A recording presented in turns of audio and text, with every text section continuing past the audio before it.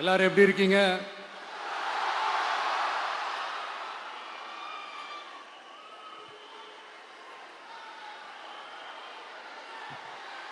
உங்க மகன், உங்க அண்ணன், உங்க தம்பி, உங்க தோழன், உங்க நண்பன், உங்க விஜய் உங்களை தேடி வந்திருக்கிறேன். இந்நேரம் திமுக கையில அந்த முழு பவரும் இருந்திருந்தா, இந்நேரம் ஸ்டாலின் சார் கையில அந்த முழு பவரும் இருந்திருந்தா கண்டிப்பா இந்த நிகழ்ச்சி நடந்திருக்காது. ஏதாவது ஒரு முட்டுக்கட்டையை போட்டு நம்மளை வரவிடாம பண்ணியிருப்பார். ஆனா இப்பதான் அவர் ஒரு அதிகாரம் இல்லாத ஒரு முதல்வரா அப்படியே இருக்காருல்ல, ஒரு கேர்டேக்கர் கவர்மெண்ட் சொல்லுவாங்க இந்த பீரியட. அப்படி இருக்கிறதுனாலயோ என்னமோ கொஞ்சம் ஈஸியா வர முடிஞ்சதுன்னு நினைக்கிறேன்.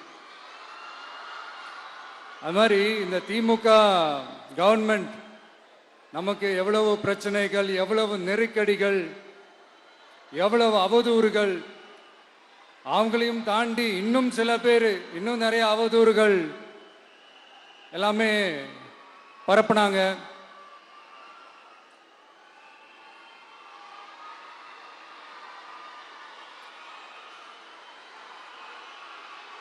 இந்த திமுக கூட்டணிக்கும் பாஜக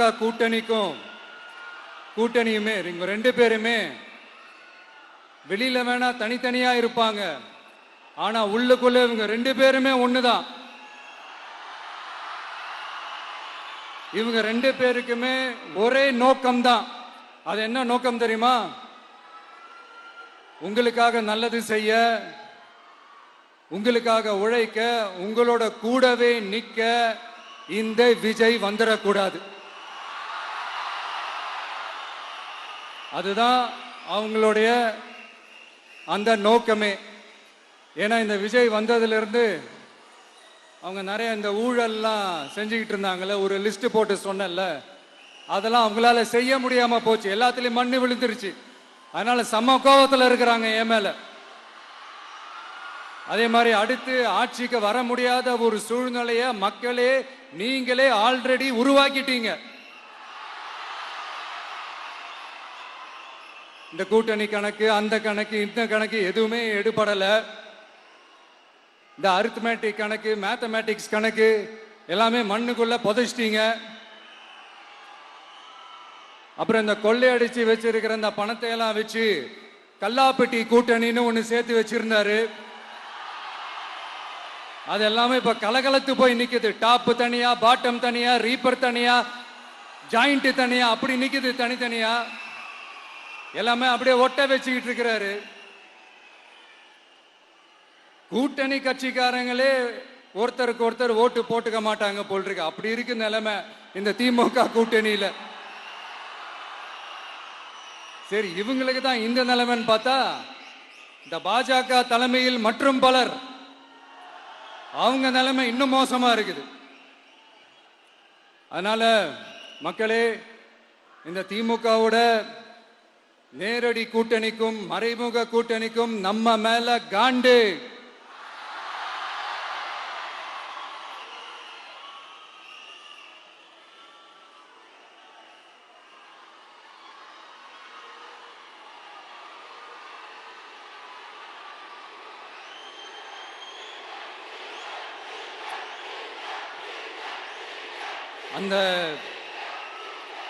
அந்த காண்டுக்கு ஒரு காரணம் என்ன தெரியுமா?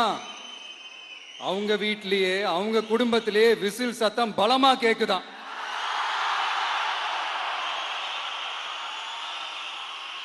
அடுத்த காண்டு அது இந்த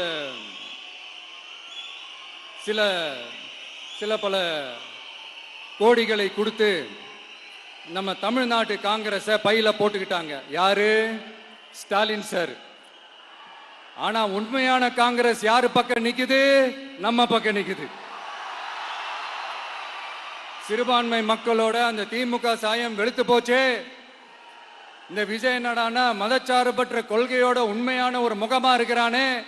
இந்த சிறுபான்மை மக்கள் வேற இந்த விஜய் பக்கம் தானே நிக்கிறாங்க அப்படின்ட்டு இந்த திமுகவுக்கும் பாஜகவுக்கும் என் மேல காண்டோ காண்டு. அதுக்காக நாம் என்ன செய்ய முடியும்? இந்த 33 வருஷமா ஒவ்வொரு வீட்டுக்குள்ளேயும் ஒவ்வொரு மனசுக்குள்ளேயும் போறதுக்கு நாம் பட்ட பாடு எனக்கு தானே தெரியும். அதனாலதான் நான் முன்னாடியே சொன்ன மாதிரி கட்சி ஆரம்பிச்சுட்டு ஒவ்வொரு வீட்டுக்குள்ளேயும் நான் போல, ஒவ்வொரு வீட்டுக்குள்ளேயும் போனதுக்கு அப்புறம் தான் கட்சியாவே ஆரம்பிச்சிருக்கிறேன்.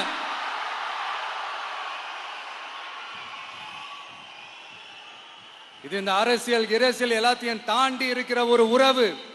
கட்சி கிட்சி எல்லாத்தையும் தாண்டி இருக்கிற ஒரு உறவு. இது ஒரு பூர்வ ஜென்ம பந்தம். இது சும்மா இந்த அரசியல் ஆதாயம் தேடுறவங்களுக்குலாம் இது என்னன்னே புரியாது. இது மற்றவங்களுக்கு வேணா எலெக்ஷன், ஆனா இந்த விஜய்க்கும் விஜய் கூட நிக்கிறவங்களுக்கும் இது ஒரு இமோஷன். நான் சந்தோஷப்பட்டா மக்கள் சந்தோஷப்படுறாங்க, மக்கள் சந்தோஷப்பட்டா நான் சந்தோஷப்படுறேன். எனக்கு ஒண்ணுனா மக்களுக்கும், மக்களுக்கு ஒண்ணுனா எனக்கும். கண்ணு கலங்கும். எவ்வளவு அவதூறுகள். இந்த கரூர் விஷயத்தை பத்தி ஊருக்கே தெரியும். ஆனா போடு, விஜய் மேல பழிய போடு. என்னடா இவ்வளவு பெரிய ஒரு பழிய தூக்கி விஜய் மேல போட்டாலும் மக்கள் விஜய் கூடவே நிக்கிறாங்க. இது என்னடா அதிசயமா இருக்குது அப்படின்ட்டு அது ட்ரை பண்ணி பார்த்தாங்க. அது மக்கள் கிட்ட எடுபடல. சரி, அடுத்து வேற என்ன பண்ணலாம்? முடக்கு. ஜனநாயகனா முடக்கு. படத்தை முடக்குனா கொஞ்சம் பையன் கொஞ்சம் டிஸ்டர்ப் ஆயிடுவான். அதனால படத்தை முடக்கு. இது யாரு முடக்குனாங்கன்றது உங்களுக்கே தெரியும். அது நான் சொல்ல வேண்டிய அவசியம் உங்களுக்கு இல்லை. ஆனா இவனாடா இவன் படத்தை முடக்கினாலும் அவன் பாட்டுக்கு அதை கண்டுக்காம அவன் பாட்டுக்கு வேலையை பார்த்துட்டு போயிட்டே இருக்கான். அதுவும் எடுபடல. சரி, அடுத்து வேற என்ன பண்ணலாம்? போடு, SOPன்னு ஒண்ணு போடு. விஜய்க்கு மட்டும் தனியா ரூல்ஸ், தனியா ரெகுலேஷன்ஸ், தனியா கண்டிஷன்ஸ் அவனுக்கு மட்டும் போடு. மற்ற கட்சிகள்லாம் விடு, விஜய்க்கு மட்டும் தனி கண்டிஷன்ஸ் போடு. அவன் வெளியவே வரக்கூடாது, மக்களை சந்திக்கவே கூடாது. என்னாச்சு? அதுவும் எடுபடல. சரி, அடுத்து வேற என்ன பண்ணலாம்? நம்மளை சுத்தி இருக்கிறவங்களை வச்சு, அதாவது இத்தனை வருஷமா வெயிட் பண்ணி இப்போ எலெக்ஷனுக்கு 30 நாளைக்கு முன்னாடி கரெக்டா அந்த டைம் பார்த்து ஒரு அவதூறு பரப்ப வேண்டியது. அது என்னன்னு உங்களுக்கே தெரியும். அதுவும் மக்கள் கிட்ட எடுபடல. அது மாதிரி எத்தனை சோதனைகள், எத்தனை வேதனைகள் நீங்க கொடுத்தாலும் இந்த திமுக நாளையோ இல்ல இந்த பாஜக நாளையோ இல்ல இந்த மற்ற பலர் நாளையோ இல்ல எந்த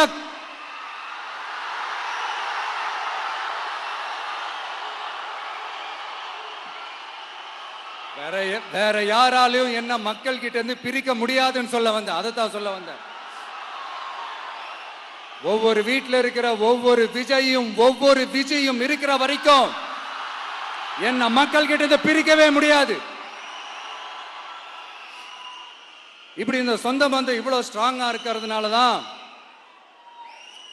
நான் முன்னாடியே சொன்ன 234 தொகுதியிலும் இந்த விஜய் தான் வேட்பாளர் அப்படின்னு தான் அதை நான் செஞ்சிருக்கிறேன். ஏன்னா நம்மளுடைய வேட்பாளர்கள் யாரும் டாட்டாவோ பிர்லாவோ அம்பானியோ அதானியோ கிடையாது. நம்ம வீட்டில் இருக்கிறவர், நம்ம குடும்பத்தில் இருக்கிற ஒருத்தரை தான் நான் வேட்பாளராக செலக்ட் பண்ணியிருக்கிறேன். அப்படி செலக்ட் பண்ணி தான் உங்ககிட்ட நான் ஒப்படைச்சிருக்கிறேன். அதனால அந்த வேட்பாளர் வேற, இந்த விஜய் வேற அப்படின்னு நினைச்சிடாதீங்க. இந்த விஜய் தான் வேட்பாளர், அந்த வேட்பாளர் தான் விஜய்.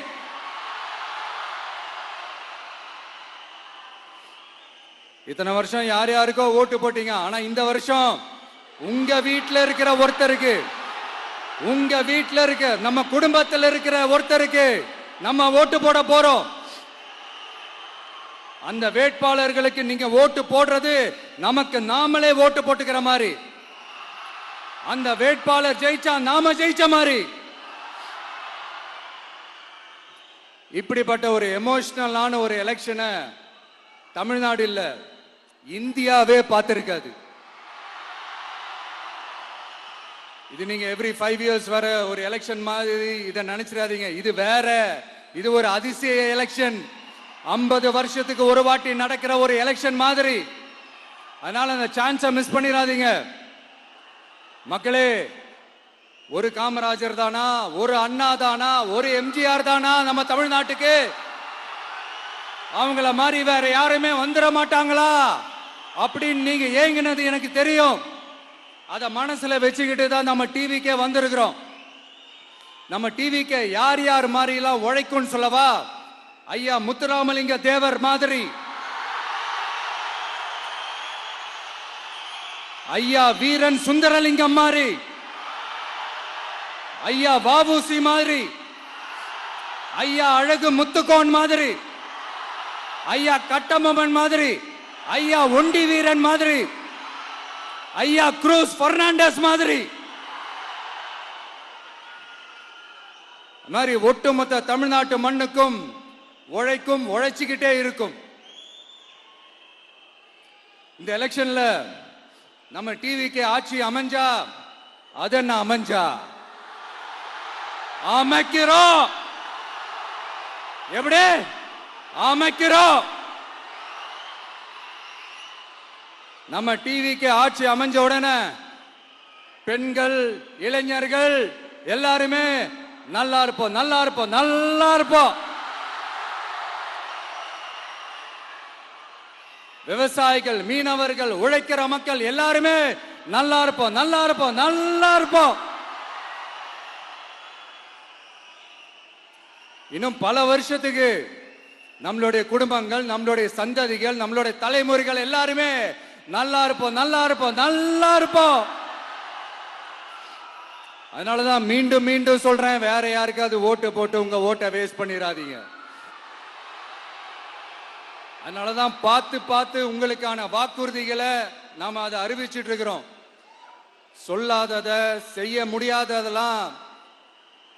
முடியாததெல்லாம் சொல்லவே மாட்டோம். அதுல ரொம்ப உறுதியா இருக்கிறோம். சொல்லாததை செய்வோம், அது வேற விஷயம். ஆனா செய்யறத மட்டும் தான் சொல்லுவோம். யங்ஸ்டர்ஸ், விவசாயிகள், மீனவர்கள், இந்த மாதிரி பல திட்டங்கள் இருக்கு, எல்லாத்தையுமே நிறைவேற்றுவோம். இந்த விஜய் அதை சாத்தியமாக்கி காட்டுவான்.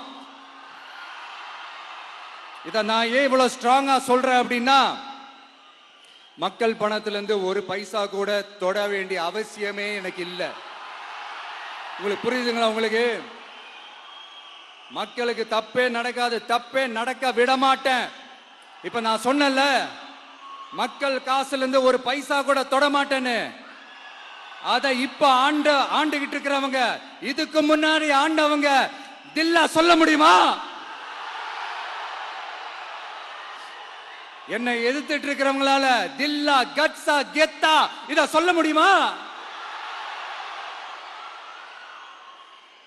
நீங்க ஒழுங்கா ஆட்சி நடத்திருந்தா பெண்கள் பாதுகாப்பு ஏன் இவ்வளவு மோசமா இருக்குது? இளைஞர்களுக்கு ஏன் வேலை வாய்ப்பு இல்லாம போச்சு? போதைப் பொருள் கலாச்சாரம் ஏன் அதிகமா இருக்கு? சட்டம் ஒழுங்கு ஏன் சரியா இல்ல? வன்முறை ஏன் தலைவரிச்சு ஆறுது? இதுக்கு உங்களால பதில் சொல்ல முடியுமா ஸ்டாலின் சார்? பதில் சொல்ல தகுதி இருக்கான்னு தான் கேட்டிருக்கணும். ஆனா கொஞ்சம் நாகரிகம் கருதி அப்படி வேணான்னு பாக்குறேன். 2-2.5 வயசு குழந்தைய துள்ள துடிக்க உங்க திமுக நிர்வாகி ஒருத்தன் கொன்னான, அதுக்கு என்ன பதில் சொல்ல போறீங்க? விளாத்திக்குளம் பக்கத்துல +2 படிக்கிற ஒரு பொண்ணு டாய்லெட் வசதி சரியா இல்லாம ஒரு அவசரத்துக்கு காட்டு பக்கம் போய் ஒதுங்கினாங்களே, என்னாச்சு? இந்த உலகத்தை விட்டே போயிட்டாங்க. அதுக்கு என்ன பதில் சொல்ல போறீங்க? இந்த பிள்ளைங்களை உங்களால திருப்பி கொடுக்க முடியுமா சார்? 5 வருஷமா போலீஸ் டிபார்ட்மெண்ட் கையில வச்சுக்கிட்டு என்ன சார் பண்ணீங்க? பொம்மைகள் மாதிரி வச்சு விளையாடிட்டு இருந்தீங்களா? ஒரு மனசாட்சின்றது வேணாம். நாங்குநேரி பிரச்சனையை பத்தி பேசினா அது போதையில நடந்துச்சான், போதை பொருட்கள்னால அது நடந்துச்சான். பெரிய கண்டுபிடிப்பு எங்களுக்கு தெரியாது பாரு.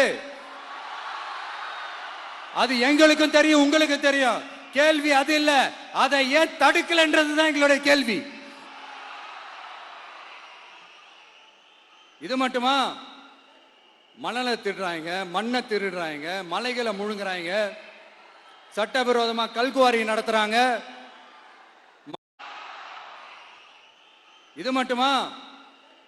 மணலை திருடுறாங்க, மண்ணை திருடுறாங்க, மலைகளை முழுங்குறாங்க, சட்டவிரோதமா கல்குவாரி நடத்துறாங்க.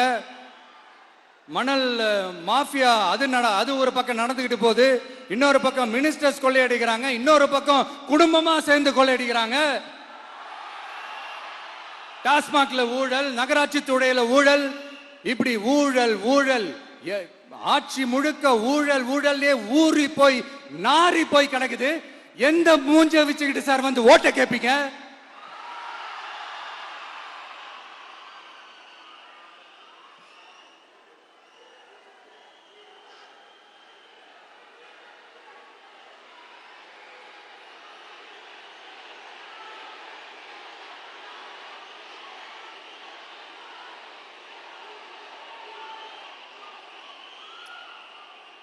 இந்த எலெக்ஷன் சும்மா உங்க பணத்தை எல்லாம் வச்சுக்கிட்டு ஒன்னும் கிழிக்க முடியாது.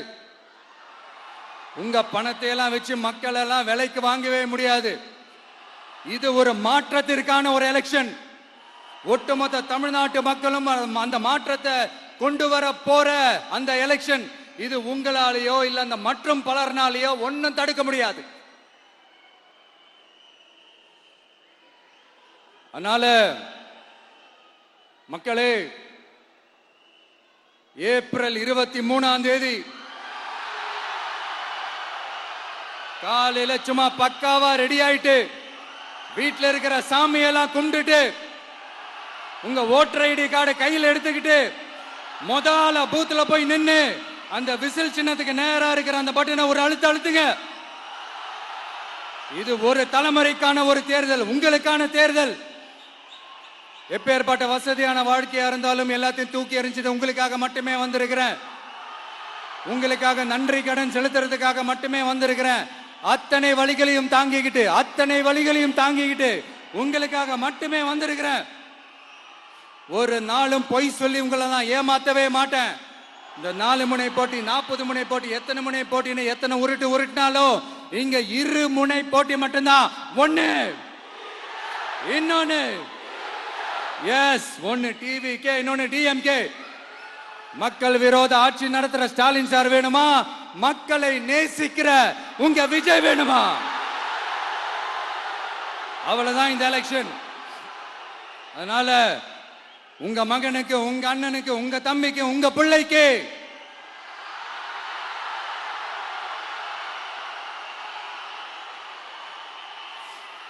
ஒரே ஒரு வாய்ப்பு கொடுங்க. தயவு செஞ்சு விசில் சின்னத்துக்கு ஓட்டு போடுங்க.